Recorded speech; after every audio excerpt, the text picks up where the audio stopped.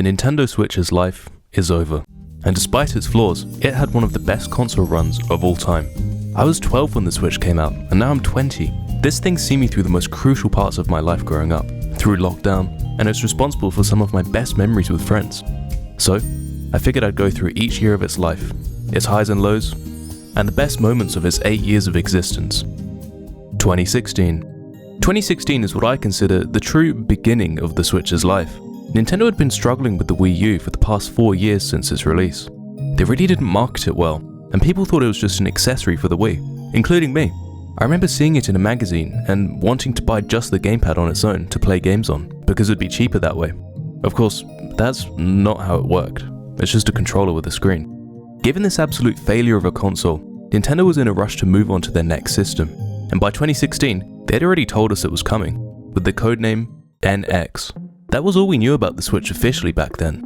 Unofficially, though, there were plenty of rumors floating around. Most were complete bullshit, but some had some nuggets of truth. For example, there were already whispers of a portable system with detachable controllers for multiplayer. There was also a rumor of a device with a handheld component as well as a console one. At the time, fans interpreted this as two separate devices, a console for playing on the TV, and an optional handheld for playing those same games on the go. Months went by without any extra information, even though Nintendo told us we'd get news this year. In October of 2016 though, that all changed.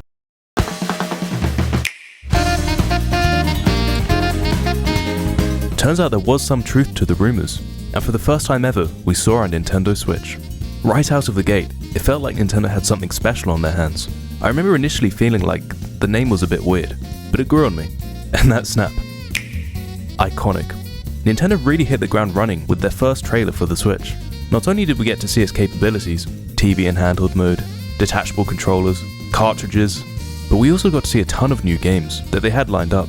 We saw Breath of the Wild, a new Mario game, a new version of Mario Kart, and a new Splatoon. Not only that, but they also showed us that they were serious about third-party games, which was a massive weak point on the Wii U. This trailer alone was enough to keep me and many others satisfied until the next year, which brings us to 2017.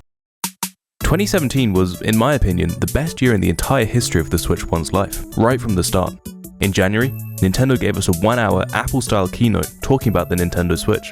And God, do I have good memories of this. I watched the presentation live, and seeing the crazy opening with lasers and Switch logos everywhere was just pure hype. They showed off a bunch of new features of the Switch like HD Rumble, which was an upgraded version of regular Rumble that used haptics to mimic the feel of certain things in your hands. They famously showed off feeling ice cubes in a glass for their demonstration. Not the best example for a games console, I have to say. Why didn't they just show the engine rumble of a car in Mario Kart or something? Regardless, HD Rumble is easily one of my favourite features on the Switch, and it's a shame it feels so underrated. In Smash Bros, it really feels like you're hitting the enemy, and the details go as far as feeling tiny footsteps of each character when you're running. As I said, in Mario Kart, you can feel the engine rumble when you boost, as well as a metallic feel when you pick up coins. Somehow, they even used HD Rumble to make music. In games like Mario Wonder, if you walk along note blocks and listen to the controller, it vibrates at such frequencies that it makes little melodies. Really cool stuff, and it's that extra attention to detail that makes Nintendo's work feel magical. It's one of those things that you won't even notice when you're playing games, but that's a good thing. It means it's working. Super glad they're doubling down on HD Rumble with the Switch 2 and making it even better. But that wasn't the only new thing with the Joy-Cons. They showed us some new colors, amiibo support, and extra triggers on the rail so the Joy-Cons can be true controllers when they're used on the side. Most interesting though, they showed us this on the right Joy-Con. An infrared camera. What the hell do you need an infrared camera for on the bottom of a controller? Well, Nintendo had an answer to that. Rock, paper, scissors? Oh, and measuring things. This was by far the biggest gimmick flop of the Nintendo Switch. Every Nintendo device has one. The Wii had a camera that was barely used, and the 3DS had 3D, which really wasn't that useful, to the point where Nintendo actually removed it from their later DSs.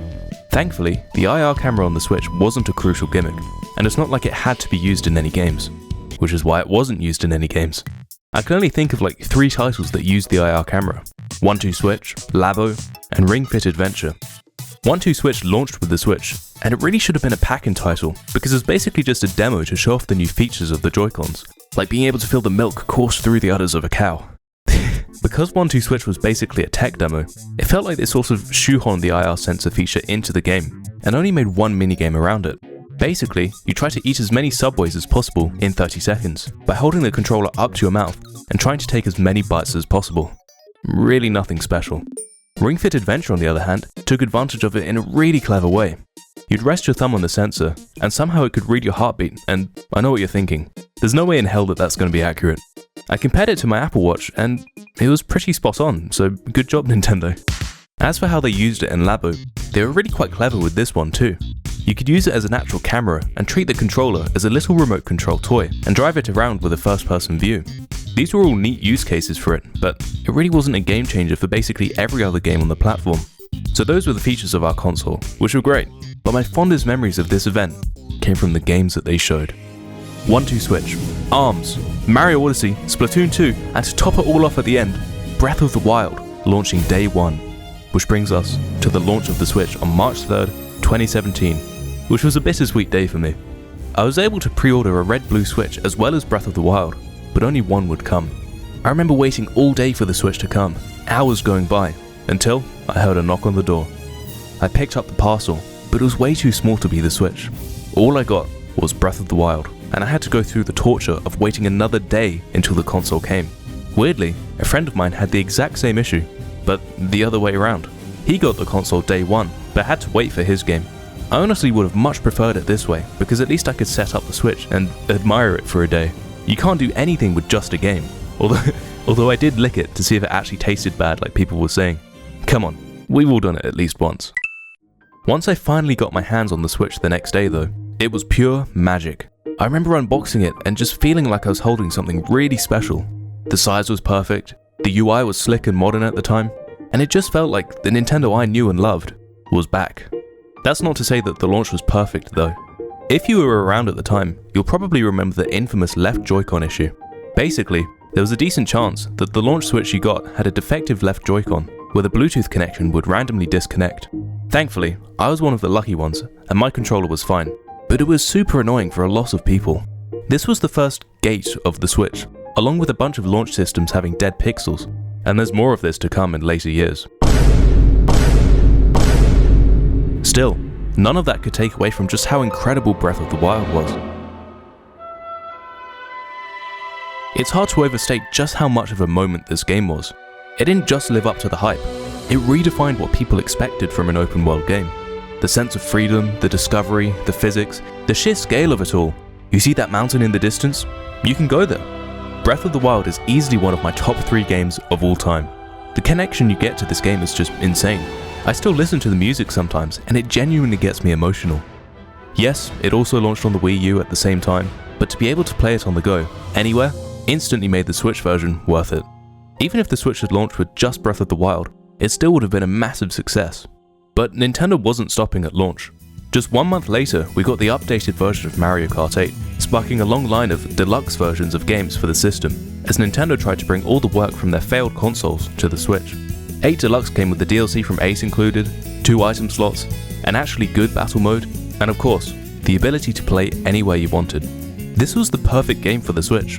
It looked great, it was a blast to play, and it was one of the perfect games to play with anyone at any time. No wonder it went on to become the best-selling Switch game of all time, and no shit Nintendo chose to launch the Switch 2 with a new Mario Kart. Then, in June, we got ARMS, Nintendo's new original IP.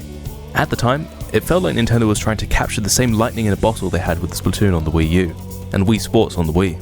While ARMS didn't exactly become the next big thing, it was still a fun, creative fighting game. I played the test punch they did, basically a free online demo weekend, and was surprised at how deep the mechanics were. It wasn't just waggling your arms around like Wii Boxing, which I was worried about. There was a lot of strategy with dodging, grabbing, and countering. Even if it didn't become a massive hit, it showed that Nintendo was willing to take risks with new ideas on the Switch. Overall though, the game didn't really have much depth to it, and it was too easy to unlock new characters. Yes, the gameplay was fun at first, but like many others, I felt it got repetitive, and eventually sold it. The Switch 2 actually has a successor to the game, being ARMS 2, No Legs. Drag and Drive really does feel like a spiritual successor to ARMS, though it seems a bit more self-aware this time round. Nintendo knows it's not going to be the next big Splatoon, and that's why this game is relatively cheap and not as full-fleshed as ARMS was. 2017's already been a jam-packed year for Nintendo, but then July came around, giving us Splatoon 2. which absolutely exploded. The launch of this game ensured that Splatoon was truly a mainstay franchise for Nintendo, and it wasn't just going to be some niche game left in the dust on the Wii U. Or be like ARMS. New modes like Salmon Run and a bunch of new items and maps really sealed the deal for me, and I remember absolutely grinding this game, to the point where I burnt out and sold it a year later. But the memory still lives on, because I also bought the coolest Pro Controller they ever made, the Splatoon 2 edition. It had the main colours of the game, plus these cool little Splatoon symbols dotted around the translucent faceplate. Splatoon 2 was also the first new game that showed us Nintendo's intentions with Switch Online, which was in its super early stages at this point, and it was pretty clear that Nintendo was still figuring out what they wanted the service to be. It was free for a test period all the way until September 2018, and what did it offer? Online, and an app. The big thing with Switch Online and Splatoon 2 was the ability to use a companion app on your smartphone. You could use it to see your game stats, buy new gear, and use voice chat. Voice chat was really weird, especially given it was the only option for voice chat. You couldn't even talk to people through the console. The only reason I can think of for this is that you'd technically have to buy a headset to be able to talk on the Switch, and Nintendo wanted to make sure that everyone had a way to chat. But this obviously wasn't the move, because you know what you do if you want to talk to your friends on your phone? You phone them. And if you did want to use headphones while hearing both game sound and voice chat, you had to buy a separate dongle accessory. All in all, just a super clunky and useless method with a very easy solution. Even the Wii U had game chat, sort of. Throughout 2017, Nintendo kept the hype alive with regular Nintendo Directs. And god, was this a good time to be a Nintendo fan. Mario Odyssey news, Breath of the Wild DLC, Metroid Prime 4, Yoshi. But then came October. It's getting close to the holidays, and many people were thinking of buying a Switch for their loved ones for Christmas. It was kind of the perfect gift after all. You got a console, a handheld, 2 controllers straight out of the box for multiplayer, and it was only $300. But what's a console without its games? And what's a Nintendo console without its Mario games? October saw us finally getting the release of Super Mario Odyssey, and they really cooked with this one. Fans were starting to complain about the linearity of their recent 3D Mario games, and wanted Nintendo to go back to their roots, making a handful of large worlds for Mario to run around in and complete multiple missions at a time, just like he used to in Mario 64 and Sunshine. Odyssey did just this, and really took advantage of the Switch's new hardware capabilities. We got a massive new world with a ton of detail, as well as a bunch of other improvements like more fluid and satisfying character movement. Now you could roll on the ground, dive, speed roll into pipes, and do some completely new platforming with the new mascot for this game, Cappy. I wasn't a big fan of Cappy when the game first came out. I was a Mario Galaxy Luma loyalist, but the character's really grown on me since, especially given what it allows you to do within the game. The ability to possess any character, even Bowser, and use whatever special abilities they have was literally a game changer. It's such a clever way to introduce new types of platforming without giving Mario a ton of clunky moves, and the concept of playing as enemies is sick. Makes me wonder what the mascot for the next Mario game will be. The only big gripe I have with Odyssey is it's definitely a collectathon. Collect 900 moons to complete the game? Come on. With this absolute banger rounding out 2017, Nintendo had set the Switch on a guaranteed path to greatness. They sold almost 15 million units in their first year alone, already overtaking the Wii U in its entire life.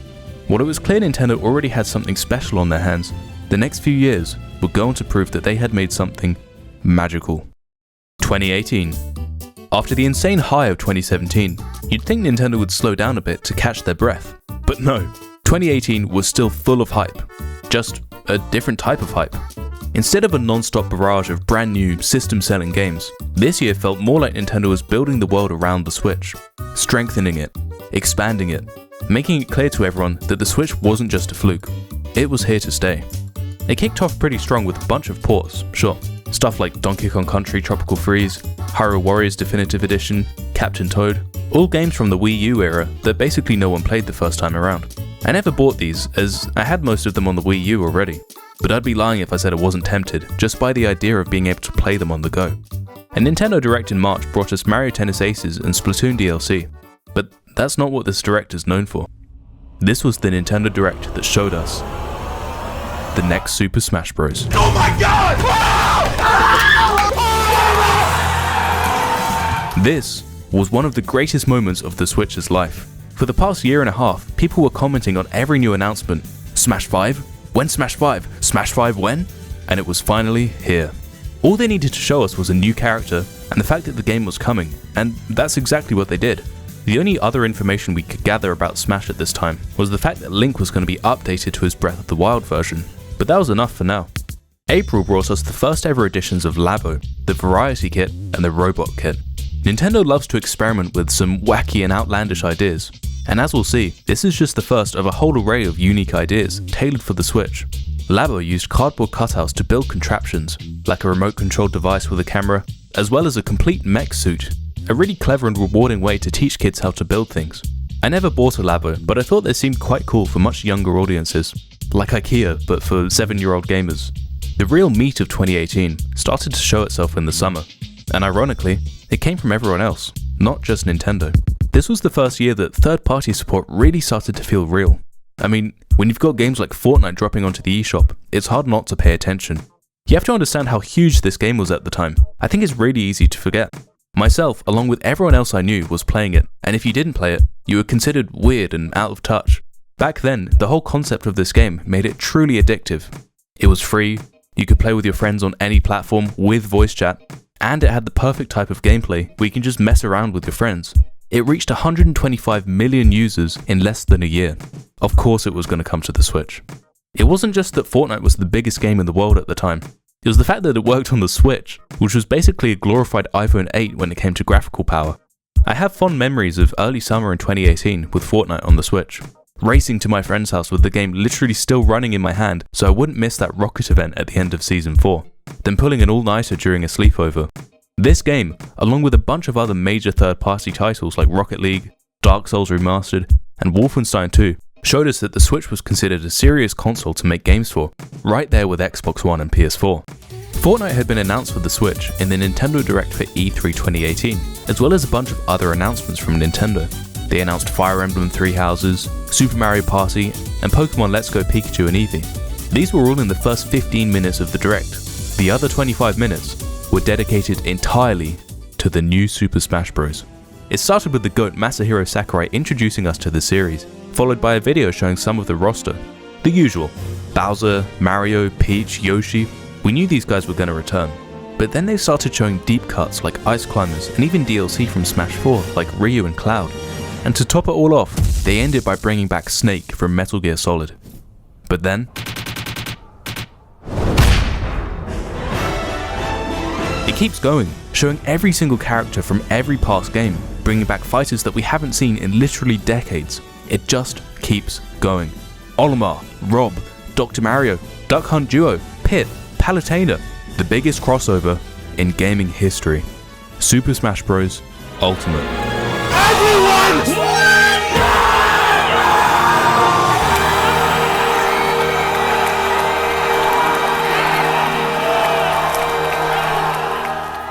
The rest of the Direct goes over all of the new updates that the fighters have had since their original entry, and a bunch of remastered stages from past games.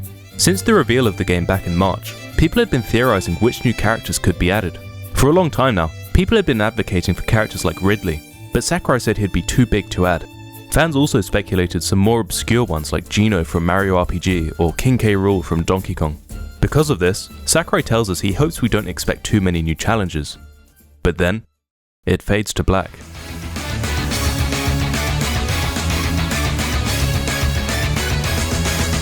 To top it all off, they end with a release date of September 7th, 2018. This was by far one of the most hyped moments in the entire history of the Nintendo Switch, and was easily enough to tide us over until the release in December. But we didn't have to wait long to learn more, because just 2 months later, Nintendo hosted a Smash Bros. Direct. Turns out what we had seen was only the tip of the iceberg. They showed us even more characters, over 100 stages, and over 900 music tracks. The next month brought us the usual September Direct, although it was unfortunately delayed a week due to the earthquake in Hokkaido. We got Luigi's Mansion 3 and a tease for Isabelle from Animal Crossing to be added to Smash Ultimate. September 2018 was the final month of the Switch Online free trial period, and Nintendo announced the service now costed about $20 a year. In order to add more value to it, though, Nintendo introduced NES Online, an app that you could get which had a selection of classic NES titles like Super Mario Bros. And Zelda. Unfortunately, it only came with 20 games out of the 1,377 that released on the NES, and the rest of the online service was pretty lackluster. Even weirder was the fact that Nintendo literally brought almost 100 NES games to the Wii U, so it should be entirely possible to do the same here. People were hoping that with the release of paid Switch Online, they'd address a bunch of critiques that people had of the service during the trial period, like no in-game party chat or an achievement system. Unfortunately, none of these were added. But hey, at least it was only $20 a year. A neat bonus was some brand new NES controllers with rails on them that you could charge on the Switch and turn it into this abomination. You could only buy these if you had a Switch Online membership. With the holidays now nearing, Nintendo went all out on marketing for their big Christmas title, Smash Ultimate. They had another Direct in November to show off the final new fighters for the game. We got a look at some Echo fighters like Ken from Street Fighter, as well as Incineroar, a brand new fighter. And yeah, I thought they must be finished at this point, but no. Sakurai also announced that we'll be getting several DLC fighters later on, as well as fucking Piranha Plant as a new fighter. He's unironically one of my mains, he's so sick. 2018 is, safe to say, the year of Smash Bros. Literally the day before the game came out, we got one more surprise announcement at the Game Awards. Joker from Persona 5 would be the first DLC fighter.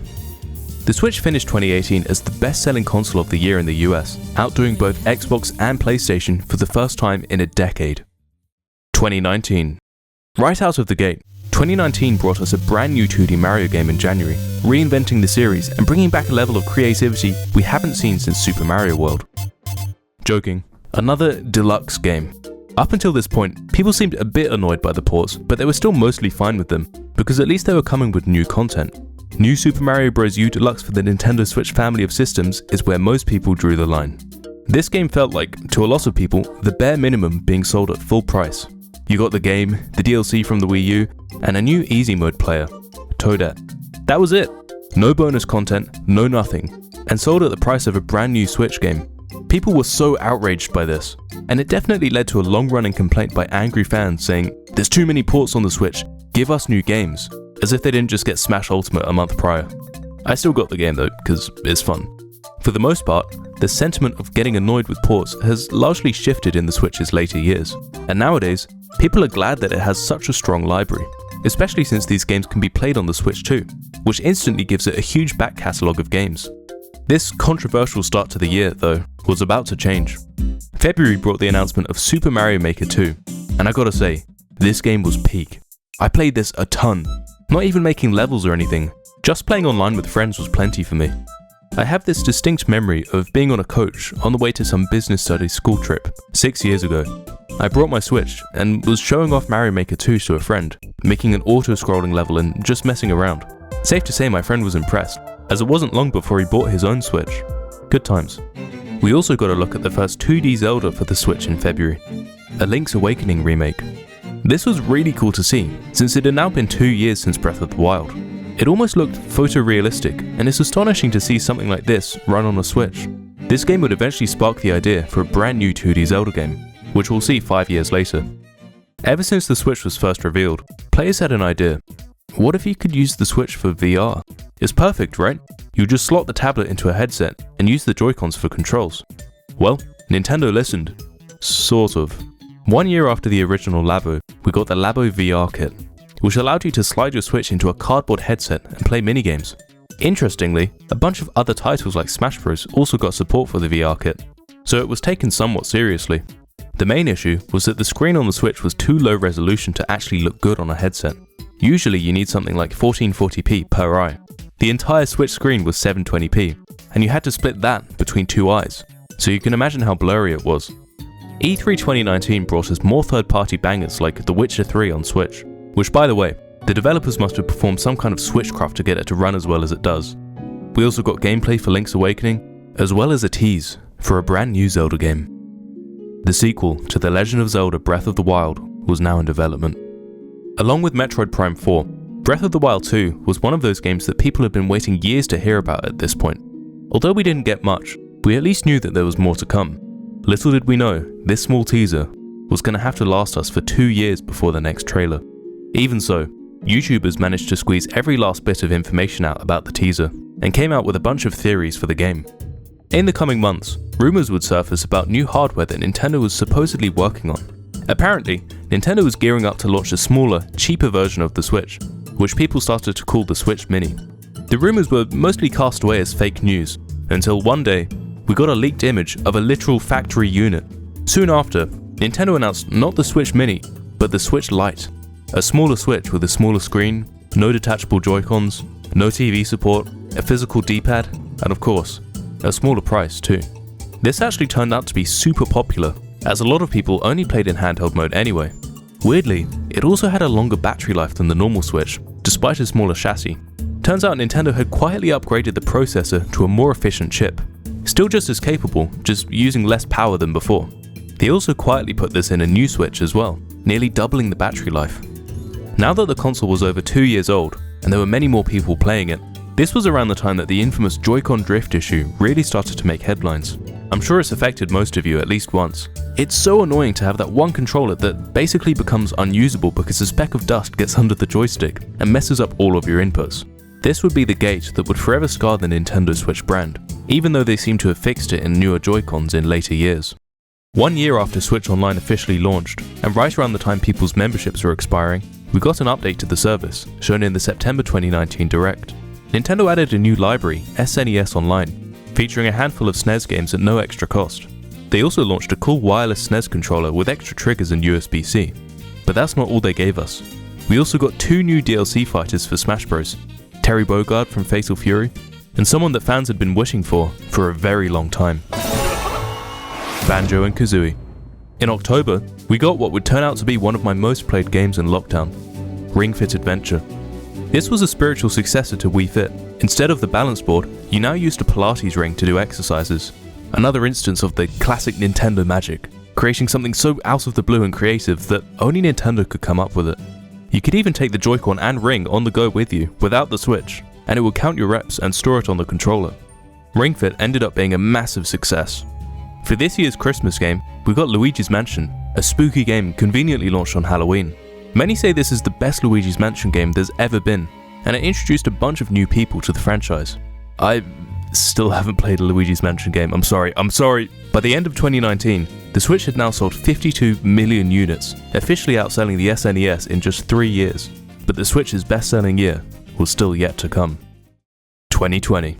If 2017 was the most impactful year for the Switch, 2020 comes at a close second, for good reasons and bad. To start with, we got an Animal Crossing Direct in February, focusing on Animal Crossing New Horizons. This game looked sick and seemed like a huge step up from the previous game. It was set to launch on the 20th of March, and I'm not sure Nintendo realized just how successful it was going to be. Many thought we were still due a general Nintendo Direct after this, and they were right, sort of. We got a Direct Mini on the 26th of March, giving us Xenoblade Chronicles Definitive Edition, the usual farming sims and anime games, as well as a bunch of updates for existing Nintendo titles. Oh, and 51 Clubhouse games. Little did we know, this was the last Direct we'd be getting for a while. This was exactly around the time that COVID hit, hence the notice at the start of the Direct Mini. No one knew how long it was going to last or what was going to happen. The entire world was now in lockdown, so many tech companies like Nintendo ramped down production, thinking that people would be buying less stuff. The exact opposite happened because everyone was so bored, and it caused the infamous global chip shortage. The Switch was the perfect thing to keep people entertained during lockdown, and as if by an act of God, Nintendo happened to have just released the perfect game for this. Animal Crossing was like an escape from the real world, and it started to sell like crazy. Everyone was buying Switches now, as well as Animal Crossing and of course the essentials like Mario Kart. Switches were now selling out, and it was like 2017 all over again. This was truly insane for a console that was now going into its 4th year. I missed the Animal Crossing hype, but what I did get during this time was Ring Fit Adventure, to keep me active while stuck indoors. It was super cool. I exercised every day during lockdown, and for some reason I thought a Pilates ring would make me jacked. I credit Ring Fit to me getting into working out at the gym, so thank you Nintendo. Obviously, this whole lockdown thing meant that developers struggled to work on their games, and led to a bit of a drought in terms of new releases. However, if you remember, Nintendo did release a free game called Jump Rope Challenge at this time. While we were all stuck indoors, we could use our Joy-Cons to simulate skipping ropes, and set a daily goal to keep fit. Things started to go back to normal a little bit in summer, and now people were craving the next big Direct. After all, we hadn't had a true, full Direct at all this year, and summer has historically been the time for Nintendo's huge announcements. There were leaks flying everywhere about a new Direct, and a huge blowout for Mario's 35th anniversary. Credible leakers said that there'd be a Direct in June. That came and went. Then July came along. every single day, people were refreshing Nintendo's Twitter page, hoping for them to announce the Direct, which usually happened on Tuesdays or Wednesdays.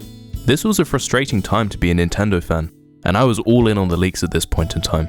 I remember religiously following discussions on Reset Era to see if any new information came out about a potential announcement. Fake leaks after fake leaks after fake leaks. Eventually, we got one final leak. 20th of July. And that's not a Direct. That's not even a Direct Mini. Nintendo Direct Mini Partner Showcase. All we got was a short video going over some third-party games, after waiting several months for a new normal Direct. Of course, to no one's surprise, this angered a lot of people, but I don't think it should have. I mean, it makes sense that Nintendo couldn't show off anything, at a time where everyone was working at home. The outrage was way out of proportion, solely due to the high expectations. Expectations are the thief of joy. About a month later, however, Nintendo tweeted the announcement of Pikmin 3 Deluxe, just completely out of the blue. But what about Mario's 35th anniversary? For a few months now, rumors had been circulating about a bunch of full remasters for every major Mario game, all to be released as one special bundle. Allegedly, all the major 2D Mario games, plus all of the 3D ones, were set to get a remaster. This was going to be absolutely insane, and I was so hyped to play Mario Bros. Wii and Galaxy 2 in HD on the Switch. Over time, though, this rumor got less and less exciting. It went from remastering every Mario game to remastering every 3D Mario game to barely even remastering those. By the end of it all, we were left with a rumor of a bundle with 3 games: Mario 64, Mario Sunshine, and Mario Galaxy.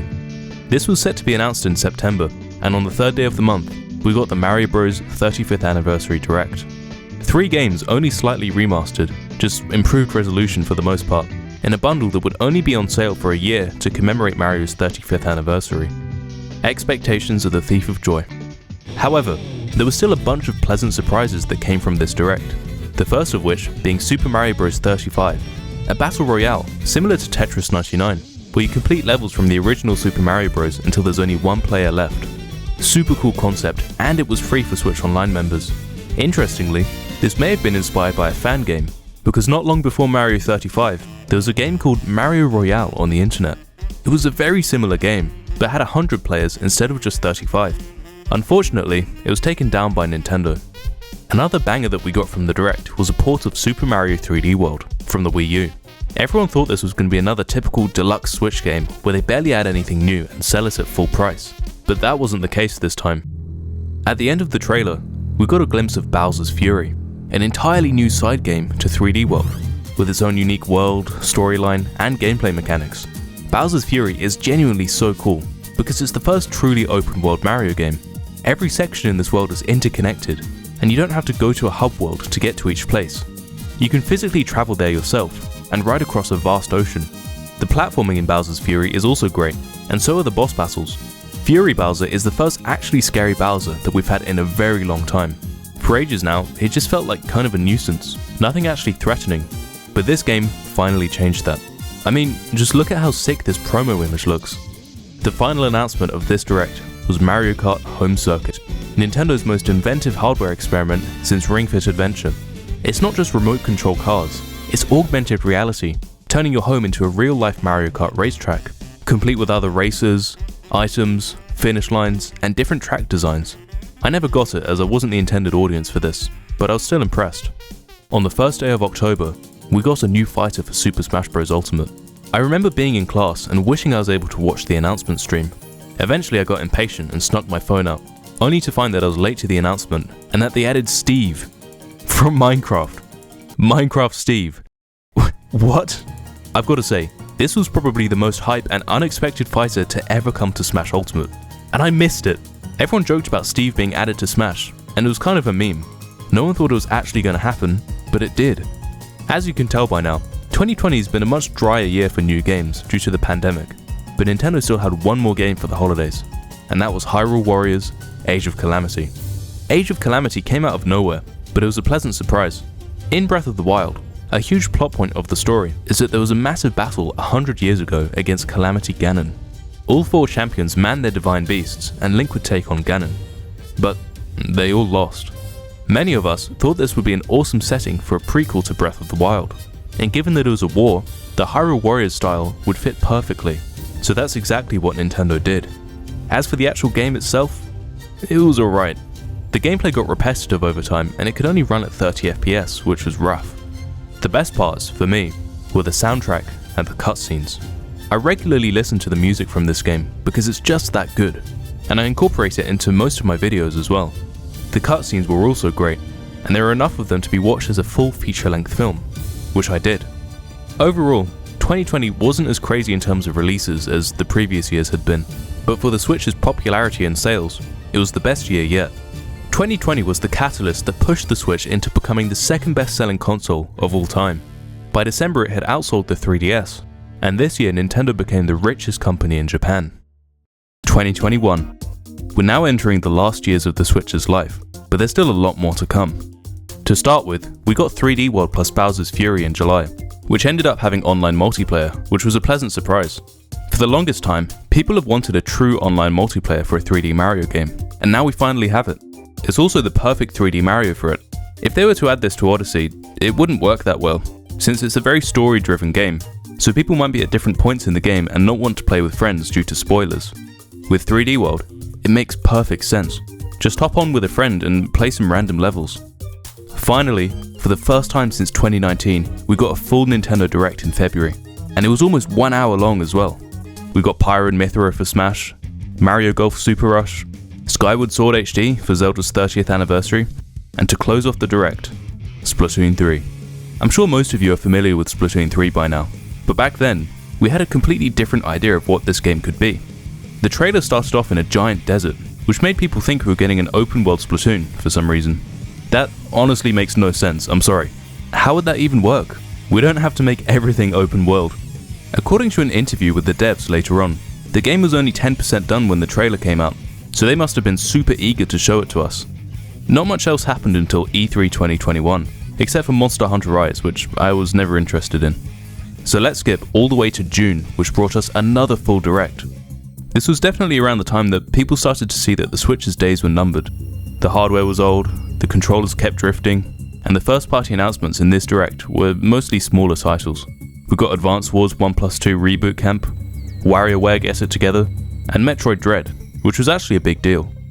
The last entry in the 2D Metroid series was Metroid Fusion, 19 years before Dread. What's more, we'd known there was a game called Metroid Dread coming for over a decade at this point. It was first mentioned in internal documents as a 2D Metroid game for the DS. In 2007, Metroid Prime 3 included a scan log saying, "Experiment status report update. Metroid Project Dread is nearing its final stages of completion." So we'd literally known the name of the game for almost 15 years. You can imagine the angst that people had, waiting for it to release year after year, only to be disappointed every time. Eventually, people just thought it was a cancelled project, until we saw it in E3 2021.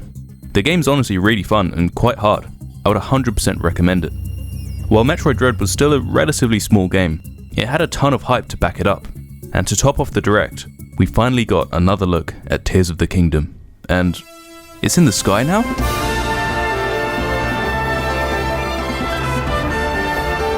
That's all we got to see, but at least we got a release date of 2022. There's a certain something that I've avoided talking about until now, which was a very hot topic in 2021, the Switch Pro. People have been talking about a possible Switch Pro since before the Switch even came out, especially since Sony did something very similar with the PS4 Pro. Also, it wouldn't be the first time Nintendo's done an upgraded system either. The 3DS got the new 3DS, the Game Boy got the Game Boy Color, and the DS got the DS Lite. 2021 was when we started to get actual leaks from reputable sources about the Switch Pro. Apparently, Nintendo had been working on a new Switch with greater processing power, using Nvidia's DLSS technology to allow the system to play Switch games in 4K. But there were also hardware improvements, a larger 7-inch display with smaller bezels, more storage, and a much better kickstand. According to trusted insider Nate the Hate at the time, Nintendo was actually working on 2 new systems, one like we just mentioned, and another with an OLED display. Were these leaks accurate? Was this actually going to happen? Well, in July, we got our answer. Yes! And no. Nintendo shadow dropped a trailer for the Switch OLED, which was everything we thought the Switch Pro was going to be, but without the better performance. And that was the main thing that people wanted the most. It's got a 7-inch OLED screen, a much better kickstand, and double the storage of the original Switch. So where's the Switch Pro? Well, one theory is that it was an actual thing that was planned, but Nintendo decided to cancel it because of the global chip shortage, choosing to only launch one of the two new systems, and then save the DLSS technology for the Switch 2. The Switch OLED was overall a much more sleek system, and it felt more premium too, with an actual glass display and a metal back. To be honest, this was still a great refresh to help extend the Switch's life. It also launched with Metroid Dread, which was the perfect game to use on an OLED screen since it was quite a dark and contrasty game. Side note, a software update in September finally brought Bluetooth audio to the Switch. It's crazy to think that we couldn't connect wireless headphones to the system for over 4 years. Around this time, we also got the Switch Online expansion pack, and it wasn't well received at launch. It was more than double the price, gave you temporary access to the new Animal Crossing DLC, and launched with a limited library of N64 and Sega Genesis games. Even worse, the N64 games really didn't run that well at launch, and had a ton of weird bugs. Thankfully, the expansion pack is much more valuable today, which I'll get to later. In October, we got the final Smash DLC fighter, Sora. And I know a ton of people wanted him, but come on, why not Waluigi? The Switch ended 2021 having sold 103 million units, now officially outselling the Wii. 2022. To kick off 2022, we got a Nintendo Direct in February, featuring a sequel to Mario Strikers, Nintendo Switch Sports, and a surprise announcement of Xenoblade Chronicles 3. Switch Sports was an absolute banger of a game. Unlike Wii Sports, the Miis weren't the main focus this time. Instead, we got the Sports Mates, these weird knockoff looking avatars. Thankfully, you could still use the Miis if you wanted to, and it was pretty weird that they didn't just use the Miis on their own. Everyone loves them. As I said, the actual game itself is a banger, for one main reason that not enough people talk about: the controls. They're leagues better than Wii Sports, thanks to the better accuracy of the Joy-Con motion controls. In tennis, for example, you could actually aim where you wanted to hit the ball, as well as slice and put topspin on it. I'm pretty into real tennis, and I've got to say, Switch Sports actually helped me with my form a bit. Same goes for Switch Sports Golf. It genuinely helped me to keep my swing straight, and now my drives in real life are far better and much more consistent. Buying Switch Sports gets you a leg strap to be used in the football minigame, and I think this is a definite miss. It basically feels like a slower version of Rocket League and nothing like football. Shame. The Switch itself got an update in March, which brought us folders finally, as well as the ability to control volume from your Bluetooth headphones. Clearly Nintendo had been listening, because I and many others had been wanting this, as well as themes, for a very long time at this point. Hopefully Nintendo eventually adds themes to the Switch 2 as well. I have a feeling they will. Inside Nintendo, this was around the time that they had finished Tears of the Kingdom. However, the Zelda team decided to delay it a year, just so they could focus on getting the game to run on the now 5-year-old hardware. I wouldn't be surprised if they were making this game with the expectation that it could launch on the more powerful Switch Pro hardware before that was cancelled. With the Switch OLED being out for almost a year now, Nintendo decided to launch a special edition in August of 2022 for Splatoon 3, which was about to launch. Because it came out before the launch of the game, it unfortunately didn't come with the game itself, but you quickly forget that when you see the design. Holy shit, this might be the best special edition they've ever launched. The game itself then launched on September 9th and quickly set new sales records for the franchise, which has become a common effect of launching a game on the Switch at this point. Just 4 days later, we got our September Nintendo Direct. We got our first look at Pikmin 4, GoldenEye for N64 Online, and the name reveal for the sequel to Breath of the Wild, Tears of the Kingdom. The logo for the game had an Ouroboros, which symbolizes a snake eating itself and history repeating. This caused me and many others to suspect that there might be some sort of time travel element to the game, which other fans very vocally disagreed with. Unfortunately, this year didn't bring any major game in time for the holidays. I wouldn't be surprised if Tears of the Kingdom was intended for this time slot, until the pandemic got in the way. The Switch ends 2022 as the best-selling console in the US for the 5th year running, still outdoing even the PS5. Overall, it just outsold the PS4 and Game Boy at 122 million units. Almost 10 Wii U lifetime sales is 2023. Even if 2023 didn't come with Tears of the Kingdom, you'd still say it was a strong year for Nintendo, especially with the hindsight that the console only had one more year of life. To start with, we got a surprisingly jam-packed Direct in February, giving more info about Pikmin 4, just shadow-dropping Metroid Prime Remastered the same day, and adding Game Boy and Game Boy Advance to the expansion pack. This is probably the point where a lot of people felt that the expansion pack was finally worth it. And to add Game Boy to normal Switch Online? Excellent move. This made an already good value subscription even more worth it. You have to realize, Switch Online had actually been getting cheaper over the years. It stayed the same price this whole time, even in spite of the crazy inflation we had. This means that the $20 a year you were paying in 2023 was more like if you were paying $16 a year back in 2018. We also got a rather concerning trailer for Tears of the Kingdom in this direct.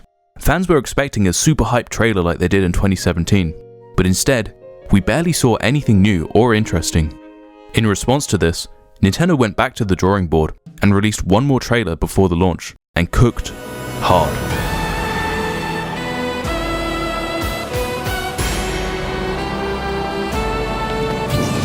To go with the launch of Tears of the Kingdom, we got a beautiful Zelda-themed Switch OLED, with gold, green and white, and some cool patterns on the back. I was very tempted to get this as a business expense for the channel, but resisted. As for the actual game, it goes without saying it was incredible. A sequel to arguably the best game of all time is of course going to be great. They were able to listen to the criticisms of the first game, so they added proper dungeons and more of a story this time. And time travel. I was right. While I would definitely consider Tears of the Kingdom much better than Breath of the Wild, I think I still prefer the latter. I think this because Breath of the Wild was the first, and I have a lot of nostalgia for the game, which makes me a bit biased. Maybe in 5 years I'll look back on Tears of the Kingdom with more nostalgia, who knows. The game sold 10 million copies in just 3 days, the fastest selling Zelda ever. This would turn out to be the last huge game for the Switch, and it's kind of poetic starting and ending with Zelda. However, this was not the end for the Switch. We got a surprising amount of news in this year's June Direct. A remake of Mario RPG, which no one expected, ports of Pikmin 1 and 2 shadow dropped, WarioWare Move It, and a brand new Super Mario Bros. Game. New Super Mario Bros. U Deluxe for the Nintendo Switch family of systems. Not really. Super Mario Bros. Wonder, and this game was everything that fans had wanted for a new 2D Mario game. Ever since New Super Mario Bros. DS 2 decades ago, we'd only been getting new Super games. Before New Soup, each new 2D Mario was something entirely new and different, adding new visuals, gameplay, and characters. With Mario DS, Wii, 2, and U, they all felt like basically the same games, except for a new item here and there. It had gotten stale. With modern hardware, a new 2D Mario game could reinvent platforming games again, and that's what Mario Wonder did. To combat the complaints of New Soup's feeling soulless, Mario Wonder massively overhauled the style of the game, adding much more fluid and expressive animations, brand new designs for Mario and Luigi, and completely unique level design. And when I say unique, I mean it. The staple item for this game was the Wonder Flower, which would change the gameplay in some wacky way. Piranha plants could start a musical, you could turn into a Goomba, you could turn into the level. Having a Wonder Flower in just a few levels would instantly make Mario Wonder a banger. But they put it into every level, and each one is unique. The devs didn't have a time limit when making this game, and it shows. Pikmin 4 finally came out in July, 8 years after it was announced to be very close to completion. And then we got yet another direct in September. F-Zero 99 shadow dropped, the first new Peach game in 20 years, a Mario vs Donkey Kong remake, and a remake to everyone's favourite Paper Mario game, The Thousand Year Door. What? How does Nintendo keep dropping banger after banger after banger? I mean seriously, has there been any console in history that's had a first-party lineup this good, with this many games? No. Before 2024, the Switch had now sold 139 million units, inching closer to the best-selling console of all time. 2024. Finally, things start to calm down. After all, this was going to be the year that they launched the Switch 2, right? There were a bunch of rumors to suggest that the sequel to the Switch was finally going to happen this year, with Chinese manufacturers, insiders, and news agencies all saying so. To top it all off, Nintendo themselves said that they would announce the console this fiscal year, and they weren't going to leave the announcement to last minute.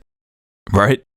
Really nothing special happened in the first part of 2024, which was expected, to be fair. What wasn't expected was a full-on General Direct in June. A brand new Mario Party, neat. Donkey Kong Remaster? Cool. Luigi's Mansion 2 Remaster? Awesome. But what's that? A brand new Mario and Luigi game? A new 2D Zelda? Where you play as Zelda? Metroid Prime 4? How do they keep doing this? A brand new Mario and Luigi game made a somewhat niche but extremely dedicated audience very happy. And a new 2D Zelda? That made everyone happy. Made in the same style as the Link's Awakening remake, Echoes of Wisdom allowed you to play as the character that the game's named after for the first time. With the unique ability of cloning any object to manipulate your environment, this game was of course going to be really good. I still haven't played it, sorry. And then, Metroid Prime 4. The first trailer after 7 years since the game was announced. Nintendo had edged us for nearly a decade, but in all fairness, they did have to restart development halfway through because they came up with something better. We didn't see much, but what we did see looked good. At this point, it feels like it should just launch on the Switch 2 as well. These were all the games that we got for the year, and this was easily enough to satisfy us in the 8th year of a console, which by the way is 2 Wii U lifetimes. There wasn't a Direct in the usual September spot, and we all thought that this was because there was an imminent Switch 2 announcement. I mean, the factory units were starting to leak. We were getting close. Or so we thought. Turns out the rest of 2024 brought us nothing. The Switch ended 2024 with over 150 million units sold, which was somehow less than what Nintendo was expecting. It was now only 5 million units away from being the best-selling console of all time. And, conveniently, Sony updated their PS2 sales to now be 160 million units. Let's be real though, the Switch is still going to beat this. 2025. And here we are, the last few months of the Switch before its life is truly over. We start the year with the long-awaited announcement of the console that will take the throne from the Switch, the Nintendo Switch 2. But things aren't over just yet. During the Switch 2 announcement, it was revealed that there was going to be a Switch 2 Direct at the start of April. We waited, and as we got closer to April, a new rumor started to emerge. Another Switch 1 Direct. We got a brand new Rhythm Heaven game, a new virtual game card feature, seemingly in preparation for the Switch 2, the Nintendo Today app, more Metroid Prime footage, plus a release date, and Tomodachi Life, living the dream. It's crazy that Nintendo still had stuff to show us for the Switch 1, even 1 week before the Switch 2 Direct. It's safe to say that the Switch is still going to live on at least until 2026, and likely longer. It's had what I would consider the greatest run of any console in history. The best games, the coolest gimmick, and most importantly, the most fun. With great popularity came great scrutiny. And while a lot of the criticism for this console was valid, I think it's very easy to overlook what a great 8 years we had. Now, we're in the Switch 2 era, and I couldn't be more excited. If the Switch 1 is anything to go off of, we're set for another wild ride, and it's only going to get better. Thanks for watching, and subscribe for more.